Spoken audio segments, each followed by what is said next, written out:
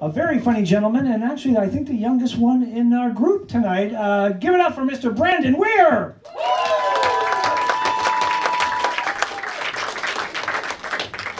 Hi. Now, when I was younger, I used to have a really deep fear over whether or not I would grow up to become a pedophile or not. Now, the reasoning behind this was due to the fact that at the time, I was attracted to kids, which was normal because at the time, I was a kid. But I was just kind of scared that I would never grow out of it since you never really know if you're legally a pedophile until you turn 18. Now, I actually happened to turn 18 a couple days ago, so I think it'd be the perfect time to tell you guys I finally overcame my fear. My new fear is Chris Hansen from To Catch a Predator. I'm kidding. They canceled the show a while ago. Now, this fear of underage children just kind of made me stay away from people my age, because I've been underage my whole life. So I never really put too much energy towards girls. So the problem with that is that now my parents think I pull a lot more girls than I actually do. So I'm not allowed to bring girls into my room because my parents think I'm going to commit the worst crime ever, premarital sex. I told them, you don't have to worry about that. I'm never getting married. So I've always thought about this. If 7 dog years is equal to 1 human year, because on average dogs don't live as long, I believe I should be able to measure my penis in Asian inches because our race wasn't blessed in the same measure.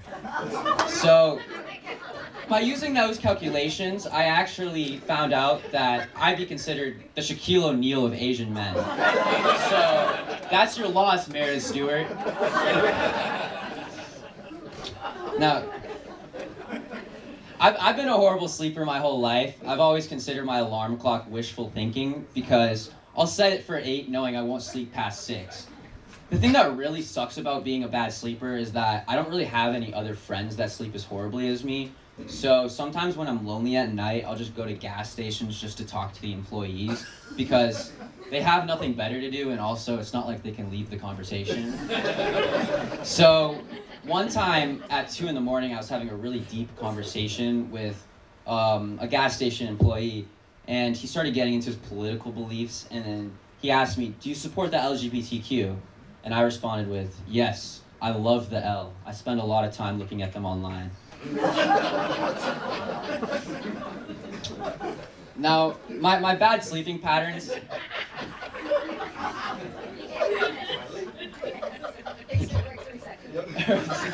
You finally got it? Okay. Yeah, I like lesbians. Okay. So, my horrible sleeping patterns have definitely been a factor that have stunted my growth throughout my whole life. But a couple years ago, I convinced myself that the reason I stopped growing was due to the fact that I jerked off so often. And I convinced myself this in order to hope that I would stop jerking off. But after some long consideration, the only thing I actually accomplished with that was just being content with being short. There's no way it's gonna.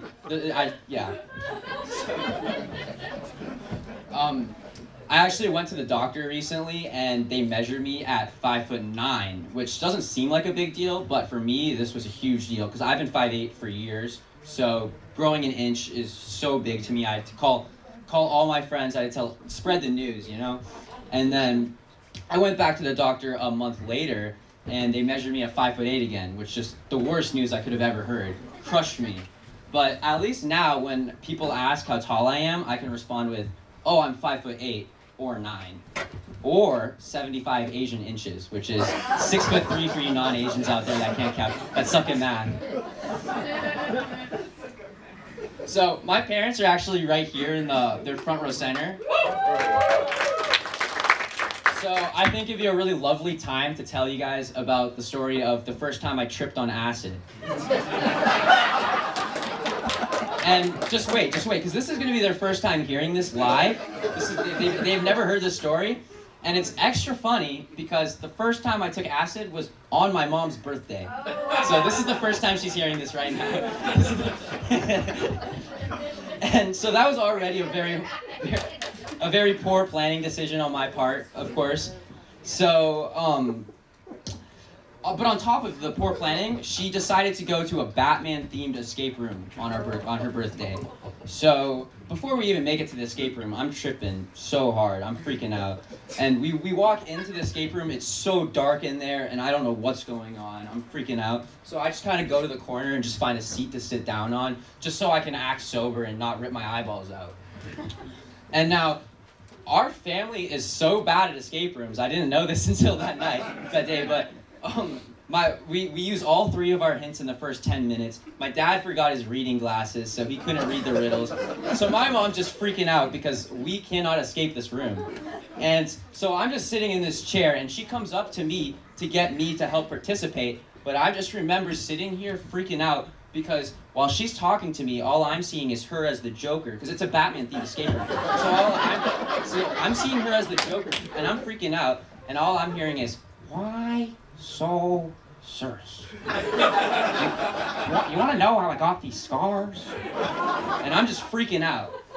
So let's just say, long story short, the employee had to take us out of the escape room. We did not make it out on our own. And he said, "Congratulations, you only had 27 steps left to escape the room," very sarcastically.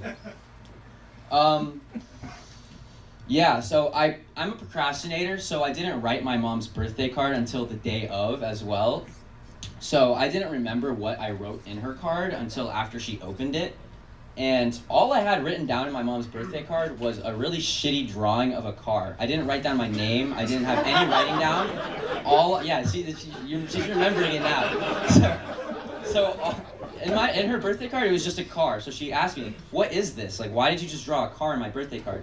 And the only logical explanation I could come up with was, "Oh, I just think it's a really good idea to give people cars on their birthdays," inferring that I should get one on my upcoming 16th birthday, which was probably the worst answer I could have made, because it's kind of just making her birthday about me, so that's kind of upset her.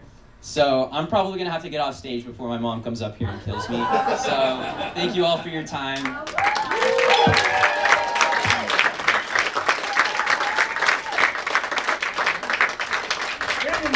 Brandon Weir. All right, nicely done.